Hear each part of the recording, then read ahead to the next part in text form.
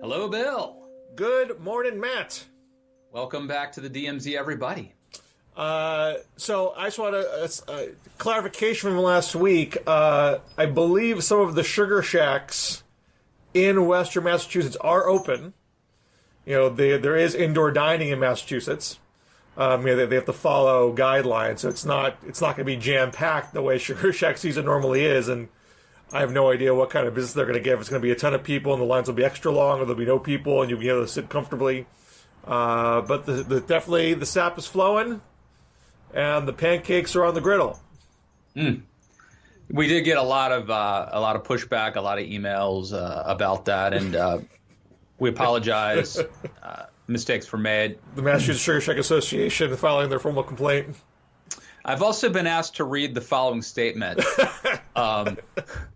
The views of Bill Scher in no way reflect Blogging Heads Industries, or Babacan. Anyway, also, we fully believe that that the election machines were functioning. I don't have a whole lot to say on this particular subject, but here in Massachusetts, we're not getting the same level of attention about our COVID rules as some of the other bigger states or some of the Republican states, like Texas and Mississippi, getting a lot of attention for ending their mask mandates. But there's some controversy here in Massachusetts because Governor Baker is opening things up more, even though the health professionals are saying don't do it. Governor Baker has been one of the most popular governors in the country, even though it's a Republican and Democratic state, but a very moderate, technocratic governor, stays out of hot-button issues for the most part. I don't know if this is going to be one step too far for him. If he opens up, he is already open. If it results in a spike, he's definitely vulnerable to more criticism than he's been getting. And there's already been some criticism about the vaccine sign-ups, that the websites aren't working well, people are having a hard time getting appointments. I would say if it doesn't work, it's, as Newt Gingrich said, it's the fault of illegal immigrants. Did you see that, Bill? I did not see that. I mean, there's certain people that just not on my radar anymore, and I think Newt is one of them. No, Newt tweeted or Facebooked or something that if Governor Abbott's decision in Texas, if it does result in a COVID spike, it's not his fault. It's clearly the result of illegal immigrants coming across the border. So. It's really a win-win situation, I would say, then for Abbott at that point, right? Right. So the Senate's going to move towards the reconciliation bill, the COVID relief bill. It's been tweaked from the House version to make it more to the Democratic moderates' liking, but I don't think the overall price tag is going to get affected much. They did lower the threshold for the $1,400 checks, but I don't think it's going to affect so many people that it really, radically alters the price tag. And there's not a lot of indication that we're going to get a lot of Republican support, although what I think is a bit of an unknown here is what kind of amendments are coming from Republicans on the floor. This will be an open amendment process. So we had they call these votoramas. You have them for the budget resolution, you have them for the budget reconciliation. The resolution was the precursor to all this. That's non-binding, but it kicks off the reconciliation process. And there were some Republican amendments that passed. And one of them was saying that people who were undocumented, in fact, the amendment itself said illegal immigrant, that they could not get any relief from the bill. And if an amendment like that passes again, I mean, last time it was non-binding. So it was just a handful of Democrats saying, I don't want to get hit with this in a attack ad come my next election, so I'm just going to throw them a bone here. If something like that happened again in the actual bill, you would risk losing Democratic votes on the left. And you lose only one in the Senate. You don't have a bill. You only lose 3 or so in the House. You don't have a bill. So yeah, I just so that's just one particular example, but I just don't know. So on one hand, there's been no bipartisanship of any significance to date, within the halls of Congress. I think only Murkowski has even opened the door to voting for it, and she's not on board yet. But what happens if some Republican amendments actually get attached to the bill? That, I think, is an unknown that could make things more interesting going forward. Yeah. Well, and look, I mean, this is not something that Republicans can really argue without being hypocrites based on Donald Trump's big spending. But this is a lot of money. We haven't really talked much about this aspect of it, Bill, but just $1.9 trillion or somewhere around that is what I assume we'll end up with. Obviously, Republicans came in with a smaller plan that was rebuffed. But that is a lot of money. And, we've talked here before. Neither of us are economists, but we've talked before. Like, at some point, does it matter that we keep spending money? Certainly, I think you could make an argument that right now there's certainly an argument for it because of COVID. But 1.9 trillion. What about inflation? This is something we used to really worry about for years, the fear of inflation. There seems to be, it just never manifested for the most part of our lifetimes, Bill. Well, that's the issue here. But you could overheat the economy. In theory.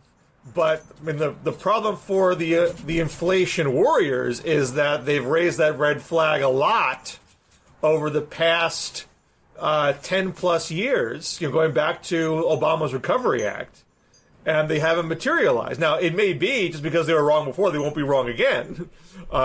And that, Larry Summers tried to wave that flag. I mean, his point was not that 1.9 trillion automatically overheats the economy, but it's how you spend it, which is where you put it.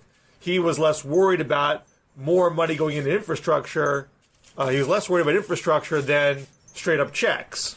Now, that's not being heeded. That war's not being heeded. I mean, and there's plenty of other people who disagree with Summers. The Fed Chair did not agree with Summers. Goldman Sachs did not agree with Summers. So it's not like it just strikes me that because COVID is obviously an emergency, and because Trump was so bad, and because Trump was also a big spender, that there really isn't anybody sincerely, I don't say anybody, but I would just say, like, in the mainstream media and the commentariat, nobody's really saying, like, well, maybe this is too much. Like, why can't it be maybe 900 billion is actually a better amount that would do the job? Because Summers did it, got a little bit of press, and then a lot of credit. I'm not saying this means Summers is wrong, but I'm just saying a lot of credible voices, non-democratic voices,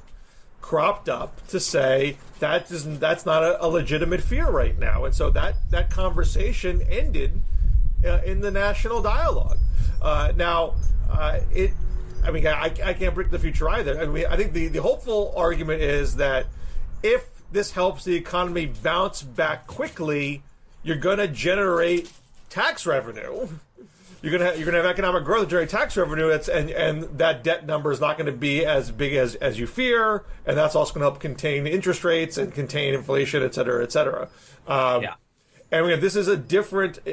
Mind you, we didn't see it in the Recovery Act in the 2009 crash either, but this is a different kind of economic problem. This is not a financial crisis; it's a public health crisis. In theory, it should be over faster, and the rebound should be stronger.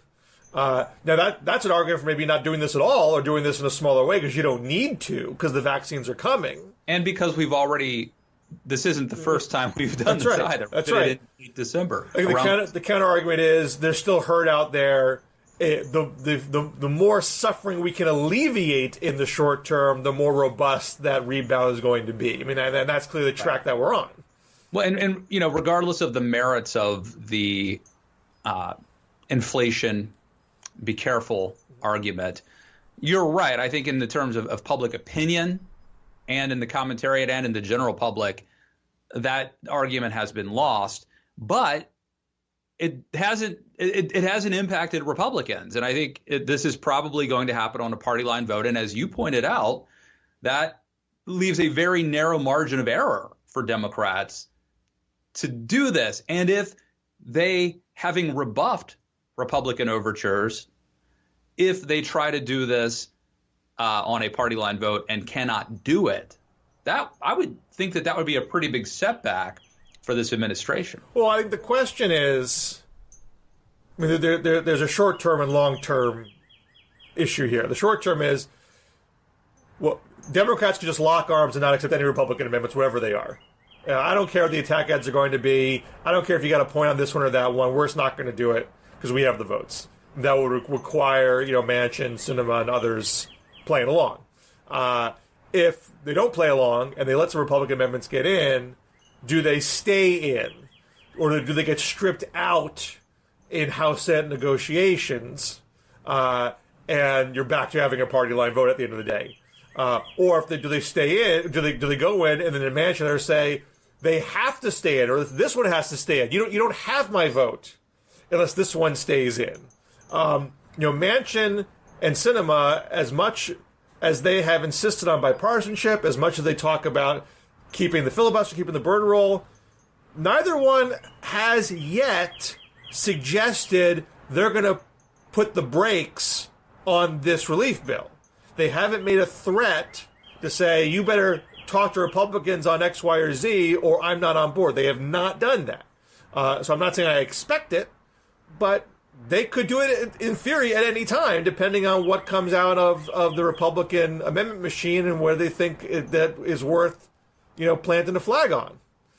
Interestingly, I had a podcast discussion this week with Dr. Todd Rose, who is a faculty member of Harvard Graduate School of Education. He's the author of a book called Dark Horse, and he is with a think tank called Populist, not Populist, Populist. Mm-hmm. And he was involved in a project where they tried to do public surveys or sort of like polling that was divorced from social pressure or societal pressure. In other words, what people really want or what people really think versus what they tell pollsters that they think. And so I can't vouch for the validity of their findings, but one of the more interesting things that they found, was that the public doesn't care about unity at all. What the public cares about is civility.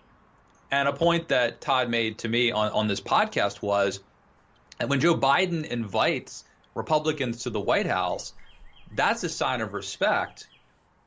So he checked the box.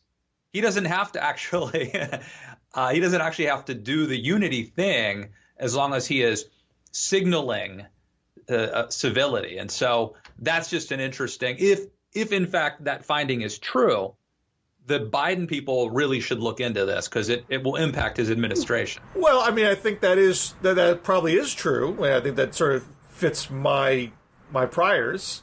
It's certainly the mindset they're using right now. We've been nice. We've had a meeting. We're hearing people out, but we have a bill that's popular, polls well. The Republican mayors want it. Some Republican mayors want it. Some Republican business leaders want it. So we're all good here, and I'm sure that's fine for this bill. They can pass this relief bill on a party line vote. So long as the economy does rebound, they'll get the credit for it, and they won't cry about there being no Republican votes for it. However, as I think folks are getting increasingly aware, and it really shouldn't be surprising to anybody, they need 60 votes for a lot of other things. Yeah, and they're starting. Well, and that brings me to my other point, which is, I feel like Democrats are forcing Republicans to actually have policy positions. I mean, Republicans want to talk about Dr. Seuss and Mr. Potato Head. And don't get me wrong.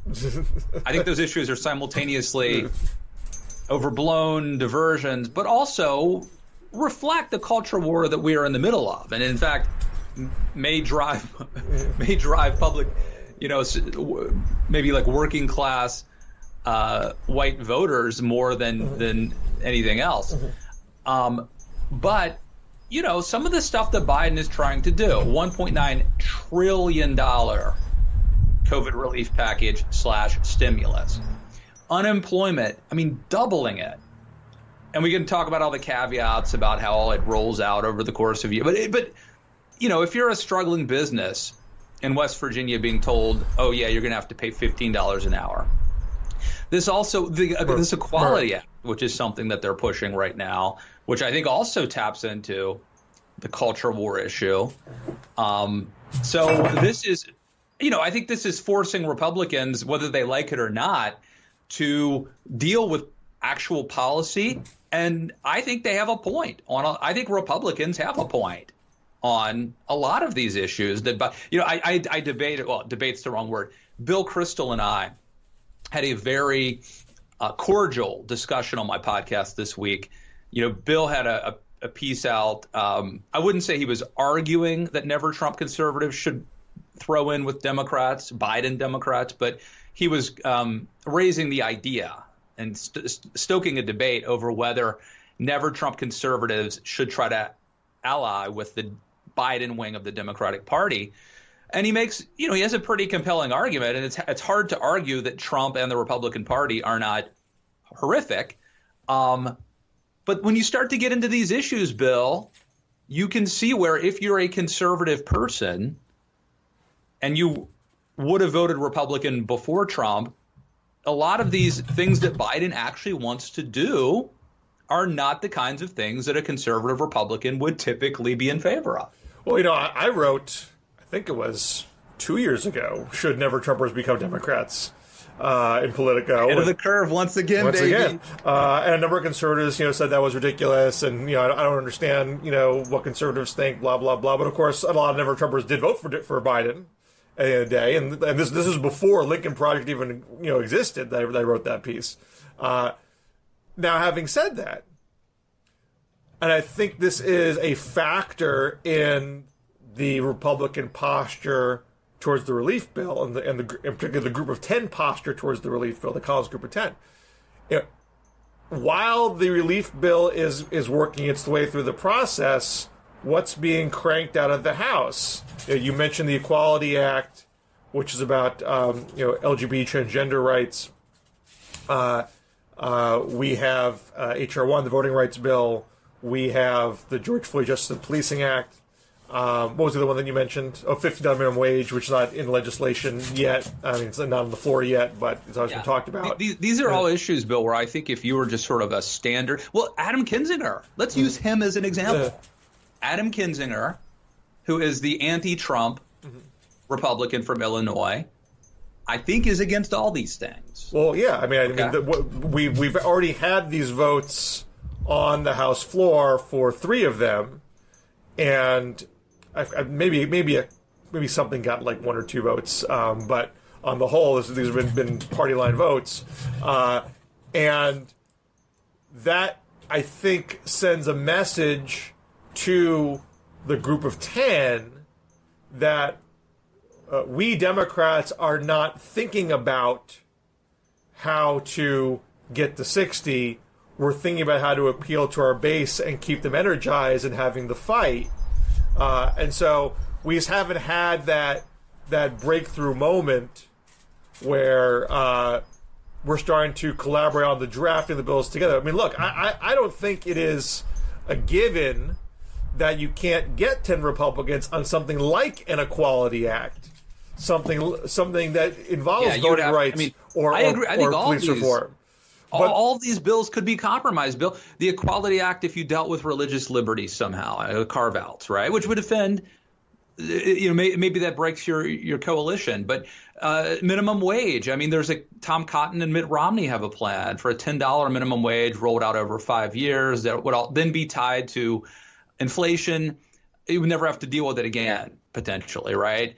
The $1.9 trillion COVID relief doesn't have to be $1.9 trillion. We had 10 Republicans who at least said that they were willing to cut a deal. But I get why Democrats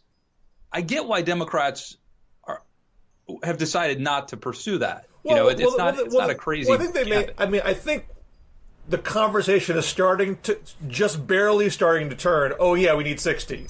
Oh yeah, we this isn't going to get through the Senate. We got to start talking to Republicans and see what's doable here. I mean, the problem, there's a good chunk of Democrats, inside outside Congress that just don't think it's feasible, and don't want to chase the tail, and rather just draw the lines. But I think there are enough, including inside the White House. There's a piece in Politico today saying, okay, well, let's start talking to Republicans about minimum wage. Let's see what we can do here. And until you get to that point where you're talking, if you draft the bill by yourself, but within your own party, you're never going to get Republican votes for that, certainly not in any large number. But once you start having those conversations, you're talking about watering things down, making some tough compromises, hitting some hard points, like the religious liberty carve out would be a very difficult discussion, for example. And I just don't think that Democrats wanted to start there. They wanted, just look with your own eyes. They want to start by saying, "This is what we want. This is what we want to fight for. Let's pass this first. Then let's hit the resistance, and then we'll talk." Yeah, and maybe that works out. But it's also, I agree. But I say one thing quick. Sure. What worries me is I think you need that icebreaker moment to get over some of the mistrust. And my fear is that COVID relief was the best opportunity for that ice break. And unless something happens unexpectedly on the Senate floor involving the amendment process, we're not going to get that. And that might make it harder to get that moment on something else. Infrastructure might be the other place you might get it. But since you're spending so much money now, any infrastructure bill probably involves a tax increase, which is a harder thing to negotiate. So that becomes a harder bill than might have otherwise have been if it was something that was going to be more deficit spending oriented. Oh, I totally agree. Number one, this is what they're doing out of the box, so it sets the tone. Number two, this is the same. I mean, I understand why Biden and Democrats have decided we just put points on the board, and Ezra Klein had that whole piece, kind of making the argument about if you want to save liberal democracy, you have to actually get things done. I'm very much I'm bastardizing and simplifying his argument, but that's basically what it was. I think I get it. I get the argument, but this is also the same calculation that Obama made and that Trump made. And you keep doing what you've been doing, you'll keep getting what you've been. I don't agree. It's the same calculation Obama made, because Obama only went purely partisan on Affordable Care Act and in relation to student loan reform, which was in the reconciliation bill that followed the initial ACA passage. They had to tweak it, ACA, and they slipped the student loan reform into that bill. But I mean, they had bigger majorities. They were at 59. They got to 60 briefly in 2009 until Scott Brown's election in 2010. But they only needed a few in those first 2 years. But they did compromise to get those few. And some things didn't get passed at all because they couldn't get those Republican votes. So they went in the whole time recognizing we have to actually pass things. We're not just going to fight for fighting's sake. And some Democrats were mad at Obama for doing that. They wanted Obama to go bigger. Yeah. Not pass things and draw the sharp lines, and Obama did not do that. Now, but the tricky thing with the Obama years was even when bipartisanship did happen, and look, it happened for big progressive bills like Dodd-Frank, like Don't Ask, Don't Tell repeal, like Fair Sentencing Act, like food safety modernization. Then you had some of it even in the post-Tea Party years. You did have the sequester, that no one would take credit for, but it was something that was passed on a bipartisan basis to, raise the debt ceiling. You did have extensions of, surveillance, counterterrorism surveillance, extensions of the Patriot Act, if you will, that were bipartisan. Forgive me for not thinking of a few others off the top of my head, but it did happen.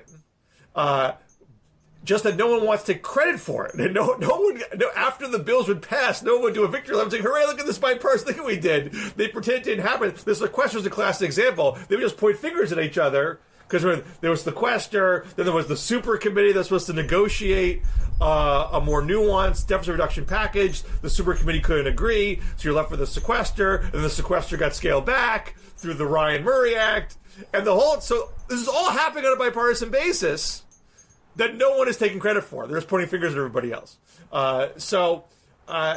And we may get something like that again, where no one wants to pretend that no one wants to act as if they're actually being bipartisan because it doesn't serve their base interests. But Biden is the one difference is, I think, is that Biden ran so hard on bipartisanship that there's a bit more eagerness to say, look, I'm talking to Susan Collins. Look, we're still best of pals. So I don't know if they could do the same kind of two-step that happened in the Obama years. But Obama was not someone to just say, screw off, guys, because he wanted to pass stuff. Well, and, I think fair enough, the revisionist history seems to have settled in that Obama would have been better off not trying to be so as conciliatory as he was and just pushing for more. So that is kind of the lesson learned, fair or not, by, I think, progressives, definitely. Well, I mean, progressives definitely have taken away a different message, which was that they got snookered by Republicans and Obama watered himself down. That made for weaker bills and people were unhappy. But, I mean, the two things I would say to that is, number one, Obama's bipartisanship record far surpasses Trump's. Trump just had, he had criminal justice reform, and he had the COVID relief bills. Those were bipartisan. Outside of that, not only was there not a lot of bipartisanship, there wasn't a lot of partisanship. Yeah. There wasn't a lot of bills being passed, period. You have the tax cut bill, you got your judges, and that was largely it. You try to milk the pharmaceutical relaxing of regulations so you could try more experimental drugs. But Obama had more points on the board and got reelected. Trump had more fighting and did not get reelected. So I just feel like all these presidents, including Trump, could have actually, I don't want to say vanquished their opponents, but they could have done more harm to their opponents by through bipartisanship. Like, there was a time, a brief moment, where Obama, I felt like at the time, you may disagree, could have brought in a lot of Republicans, and it would have, in a way, really destroyed the Republican Party.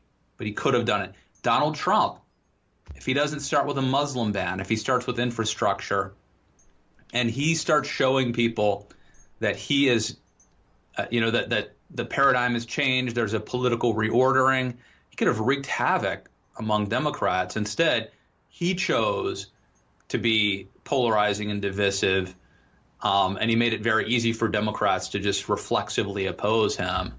And now Joe Biden, certainly, I think temperamentally, we talked about the symbolically, much more affable and all that, but he's about to probably push through something on a party line vote. And as you noted, I mean, it could be that this was his chance to do something bipartisan. I mean, the only thing Obama could have done differently, and I'm not recommending he should have done this, I mean, he went for 60. Can we get one or two or three here and there and just get this over the finish line? It wasn't, hey, Mitch McConnell, let's get 20 guys in a room and you can co-write this bill with me. It wasn't that level of robustness. I mean, I think there was the one big meeting they had in front of the cameras during the Obamacare process, which ended up being more the cameras are the number one mistake. You can't have cameras. Right. You cannot. There's a great book. I don't know if you've read it, Amusing Ourselves to Death, by Neil Postman.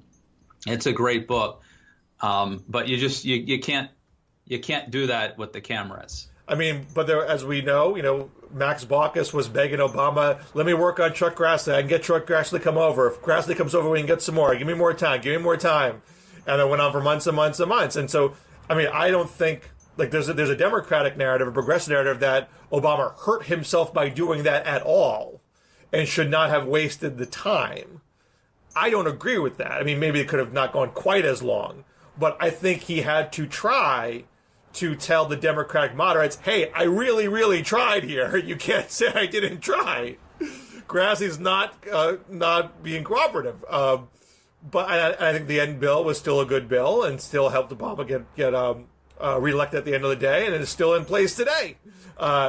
So I don't think the outcome was a bad one, but there are Democrats that seem to think that, gee, if we didn't do that, we could have had public option, which I don't think is the correct analysis.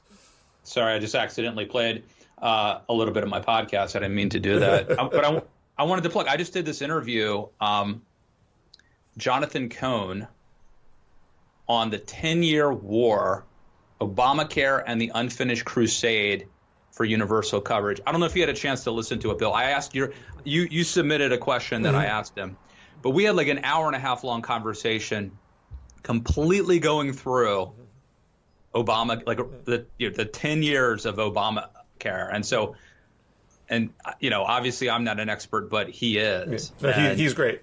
If you're interested in this topic, you should listen to this discussion. No, I mean, he was reporting on it from the get-go, so there's really very few people in the country that know more about what happened during the process and what happened after the process than him. He's still with HuffPost, right? Yeah, he is. He was initially with New Republic, and he wrote a big New Republic piece at the end of the legislative process and then jumped to HuffPost.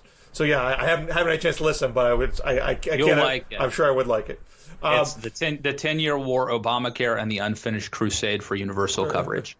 So if I could just shift gears slightly, and I've said this on the show before, and I've written about it, and I'm still yapping about Twitter. But what's sort of still galling to me is, like, there is a case to make on voting rights, for example, that this is a bill, either as it's currently constructed or maybe if it's slightly tweaked, would be a bill that would expand voting rights and not help one party over another.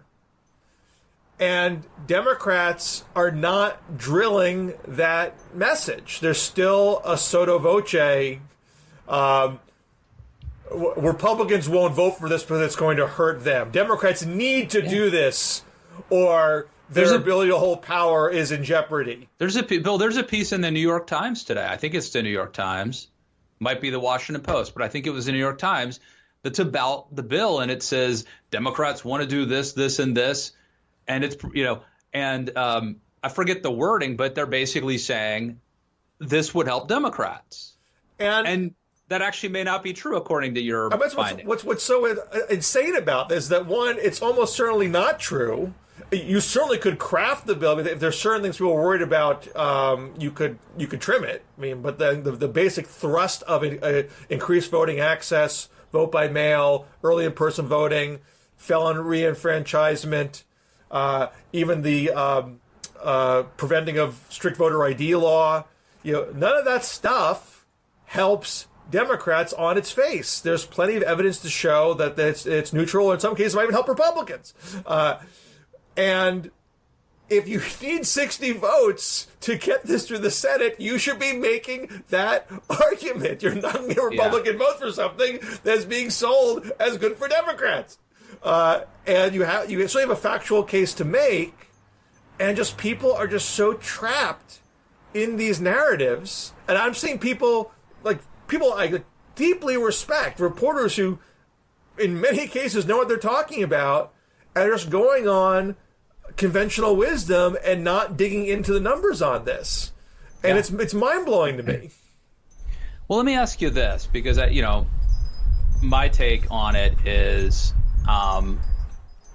that I think you and I could probably hammer out some sort of a, something that addresses reasonable common sense, concerns about, voter integrity, but simultaneously not disenfranchising people. And, I have concerns about, I don't want people voting too early, because you might learn something along the way, but I think, like a week of voting might be perfectly fine. Whatever it is, we could probably hammer that out.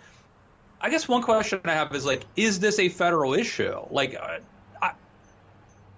The fact is, the states run the elections, and I think based on what happened with Donald Trump, that's a good thing, actually. I'm glad that, Trump wasn't in charge of telling, this state about how to certify their election or whatever. They had this independent. Well, HR doesn't go that far. It doesn't make it doesn't empower the Federal Election Commission to run all the elections. Well, no, I get that, but my question is should this even be in their purview to begin with? Well, look, I mean, there's legitimate philosophical debate to be had around that. Should there be more national regulation? Should we have more state-based federalism? And that, those issues still make compromising tricky. But if you can at least remove the cloud that this is about one party trying to get a leg up over the other, it's a lot easier to have that discussion and figure out what things can be. I don't think. The felon numbers on the whole are so small, and that the felon population is so white and non-college, that I think you would go to Republicans and say, look, I know you don't like having a ton of national regulation here, but this is about basic rights. You've done your time. You should get your vote. It's already in the case in a lot of states. And if we do this, you're probably going to get the better deal of it. We're getting a bit of the short end of the stick here. It's going to help our African-American constituents, but you're going to net out votes here. So that's one where I think we can treat this as a constitutional issue. I found the piece. Let me read this to you, and you tell me if you disagree. Okay. So it's a New York Times piece. It's titled "Targeting State Restrictions: House Passes Landmark Voting Rights Expansion." This is just a news article. It's not an opinion piece. This is a news article. It's by Nicholas Fandos, March 3rd. So this is the second paragraph. The bill adopted 220 to 210, mostly along party lines, would constitute the most significant enhancement of federal voting protection since the 1960s if it became law. It aims to impose new national requirements, weakening restrictive state voter ID laws, mandate automatic voter registration, expand early and mail-in voting, make it harder to purge voter rolls, and restore voting rights to former felons. Changes that studies suggest would increase voter participation, especially by racial minorities.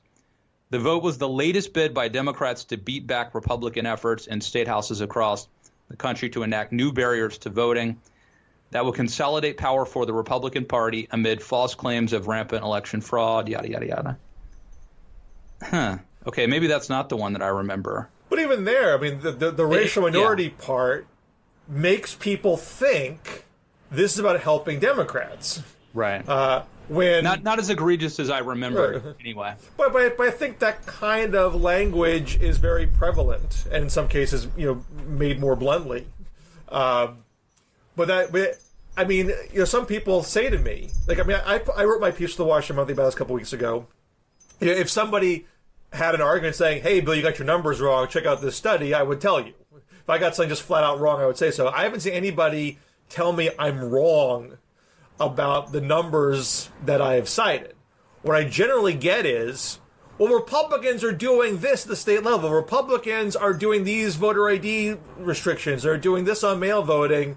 Obviously, what they want is to suppress the votes of racial minorities. They're being motivated by racism. And, my general response is, and forgive me, Matt, if you think I'm painting too broad a brush here. I think a lot of this is motivated by racism. I think they have a narrative in their head that if more black people vote, they're going to lose. And I've become prone to quoting John Quincy Adams, who wrote in his diary before he was president, after he had an unsettling conversation with John Calhoun. He said, "Slavery perverts human reason," and went on to talk about false prejudice about the color based on the color of people's skin. And I think what you say about slavery is true for racism broadly. Like racism just warps the mind. You stop thinking logically, and it may be I could show these numbers to a bunch of Georgia state legislatures and they wouldn't believe me, because they're so wedded to their racist narrative. But it doesn't mean that they're right. It doesn't mean that what they're doing is going to successfully help them win elections. There's just a really good piece. Eric Levitz at New York Magazine does these periodic interviews with David Shor, who's a progressive election analyst, and he's been going on and on about how racial polarization is down with Trump because the education polarization is up. And so the Republicans have actually diversified their voting base to some degree with non-college racial minorities. And these culture war type issues don't break well for Democrats in that respect. They help Democrats with white college-educated suburbanites. So the notion that, more black people are going to vote, that means I'm going to lose. Well, not necessarily.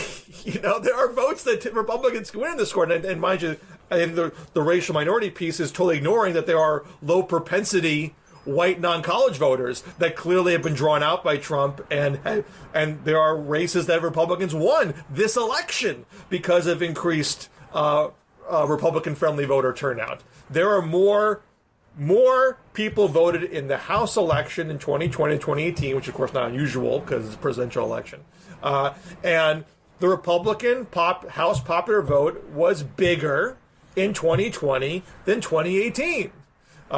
So obviously it's a mixed picture because Democrats won the presidency and took back the Senate, but that's a pretty clear metric. House vote 2018, House vote 2020, more Republican, more Democratic. So these assumptions are really way too oversimplified, and I think racism has infected the Republican mind on this score. But it doesn't mean that you should then assume that what Republicans are doing is actually going to work in their favor. Yeah, I think all that's true, Bill. They clearly have decided that they can't win if a lot of people vote. Their only way to win is to try to keep people from voting, right? I mean, I would have argued with you, even 5 years ago, probably, if you had said that. But I think it's hard to dispute that now. Look, that was never my goal. Look, Iowa. I think Iowa just and others who I think are in the same camp. But speaking generally, broadly of the Republican Party, it seems pretty clear. Look at Iowa. I mean, Iowa is a state. I forget where it is in the process. I know they have a restrictive voter bill in the queue. I can't remember if it actually passed the legislature yet or it's signed by the governor or what, but I know it's a minimum in the works. This is a state in 2020, again, one of the biggest voter turnout years of all of history. The Republican candidate for Senate outperformed the polls and won going away, and the Republicans flipped 2 House seats. Why would you take that outcome and say, well, I guess you better crack down on voting access here? You just had a great election. And this is not even the state with a whole lot of non-white people in it, mind you. Yeah. So the whole thing makes no sense. But people are acting irrationally. And that this is one of the downsides of a polarized environment. It is making it hard for people to function in a rational way. Totally true. Do we call it a day, Bill, or do you want to go into the Andrew Cuomo topic? Oh, geez. I'm not sure what I have to say about it, quite frankly. Well, we don't have to spend a lot of time here, but I'm working on something today. Maybe you can help me flesh this out a little bit. But it just seems clear to me, whether it was Bill Clinton or Ralph Northam or Al Franken or Andrew Cuomo, and maybe there's other examples that come to your mind, it just seems clear to me that resigning is a bad idea. I mean, never mind, I'm putting aside the good of the country or the state, but if you resign, then that becomes the defining moment of your career. Joe Biden is an example of this, right? Someone who had a sexual harassment allegation. Sexual assault allegation. There you go. You're right. It was.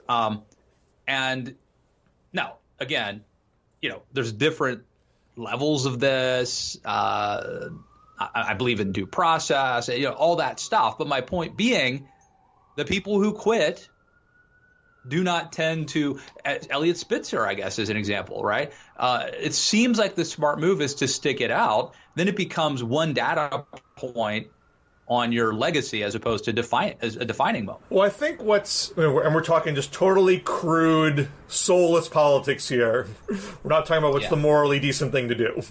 That's long past. I mean, that's a different discussion. If you're Al Franken, you're a senator, and your entire caucus, almost to a person, says you have to resign. At that point, you have to say to yourself, how can I do this job? How can I introduce a bill and be able to work with somebody on it? Everyone in my party is telling me to quit. If I stay, I'm going to sit around here and do nothing.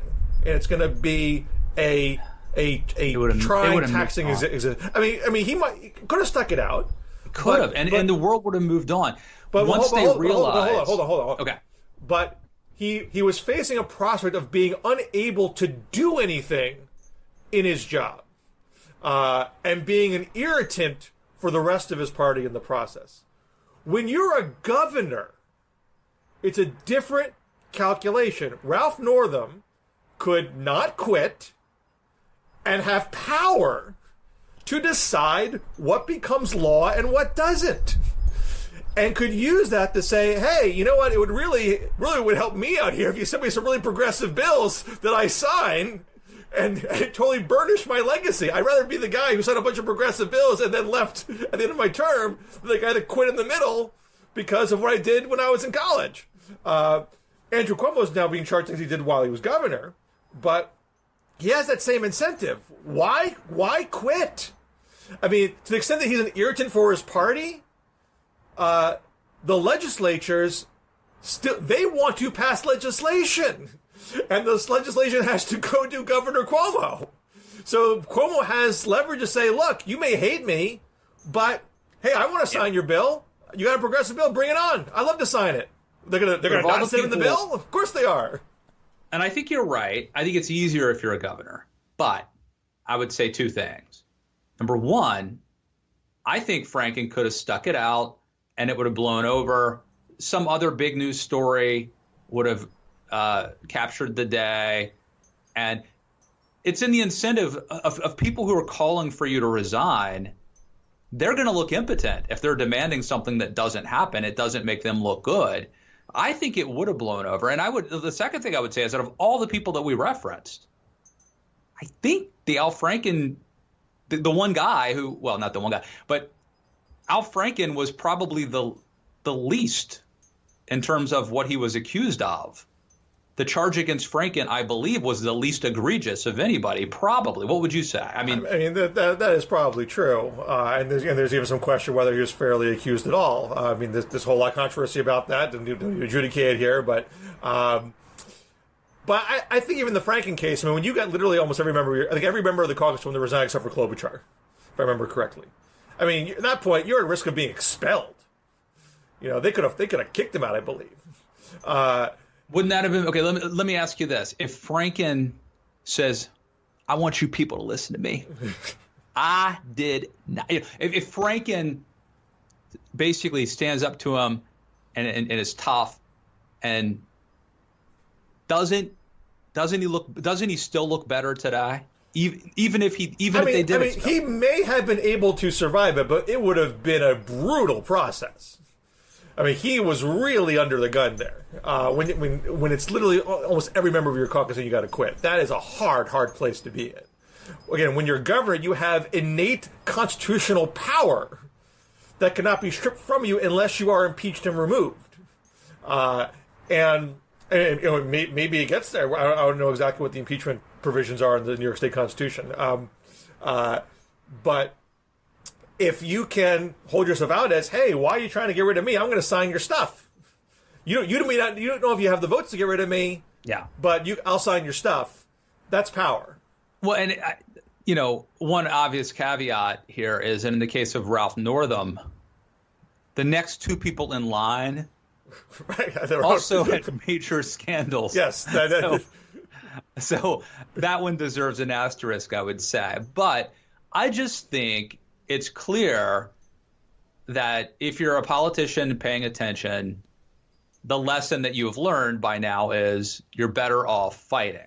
You're better off not stepping down. I mean, that's been true. That's generally been true since, Gary Hart versus Bill Clinton. Bill Clinton proved you could fight your way through a lot of these things. I mean, obviously not every allegation is as serious as others.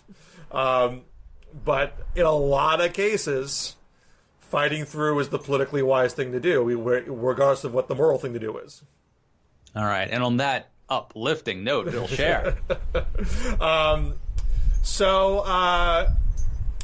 I have one piece in the monthly already up about the threats to boycott Goya. I talked about the efficacy of boycotts. And it's not up yet, but keep an eye on the Supreme Court and the Mississippi 15-week abortion ban. I might have talked about it on the show before. I can't remember. I think we did. It's been rescheduled for consideration 11 times.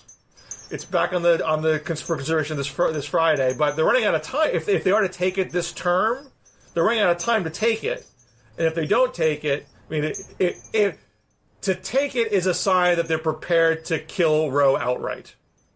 If they don't take it, it's a sign that they don't have the votes to kill Roe outright. I mean, they still could chip away, of course, but I do think there's a big difference between those two circumstances.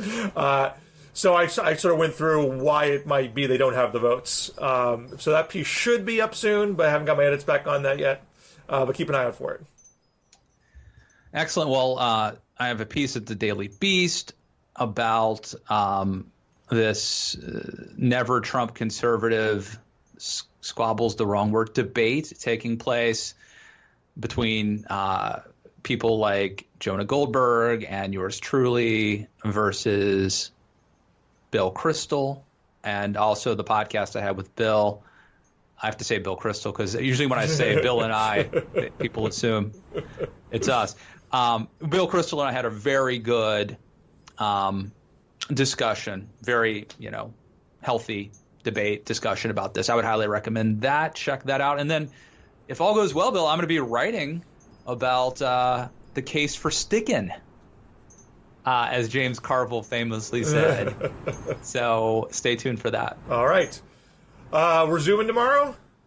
Yeah, I need to do kind of a midday DM Zoom if possible. Okay. Like last week, we can hash that out in the parrot room. All right. All right. I got to jump when my battery dies. All right. See you guys. Bye. Thanks.